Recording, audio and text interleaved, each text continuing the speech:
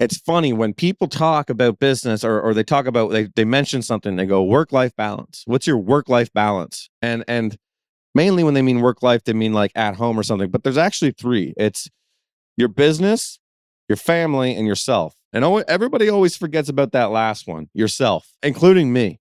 And I'm trying to, I guess this year, everyone thinks it's super cool to be like, oh, New Year's resolutions are stupid, or setting goals in the New Year's dumb. No, they're awesome. I love them. I write them on my whiteboard and I look at them every day. And when I don't complete them, I tell myself I'm a loser. That's how hard I am on myself. I'm not saying that that's a good thing to do. Now, I just got back from a workout. I did a noon class workout. I think it's really important to prioritize your health, and it is almost impossible to do in a construction company, especially in the summertime when your day's 5 a.m. to 7 p.m. And then when you're a business owner or me or whatever, I'm going home. Okay, what content do we have from the day? What do we need to post and upload?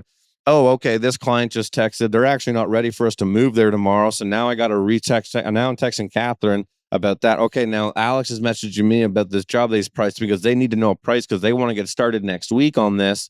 So many different aspects. It's just all the time. And when do you throw in taking care of yourself in there, let alone your family? So how do I manage all this madness? I don't. That's the answer. I'm not a professional. I don't claim to be. I pick my times. And I think that that is very key.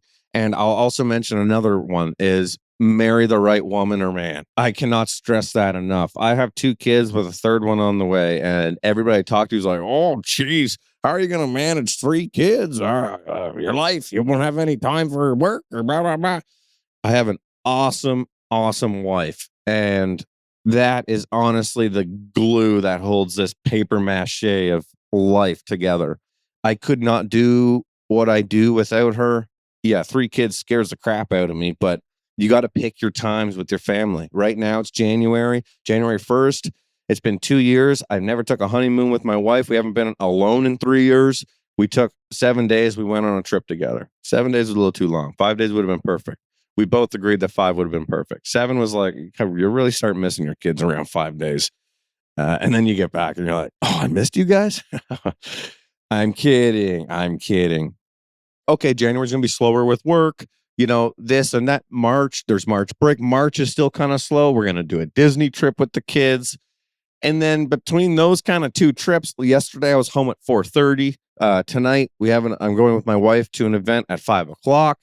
That's all stuff that doesn't happen come April, May to December 31st, or December, Christmas shutdown, essentially, just before Christmas. So when I say pick your times, my wife knows that, the business that provides and puts food on our table and shelter over our head and then our employees and all this stuff allows us to go on these trips and do stuff.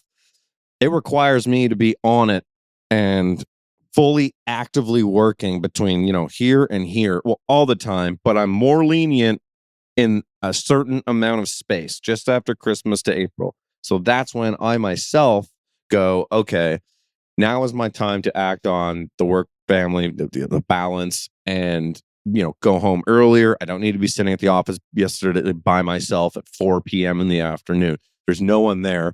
The guys are all back from site.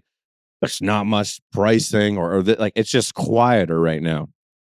So go home, hang out with your family. So that would be my best advice on honestly how my brain goes about work-life balance is pick your time, understand your time, and make sure that you have somebody that understands your time.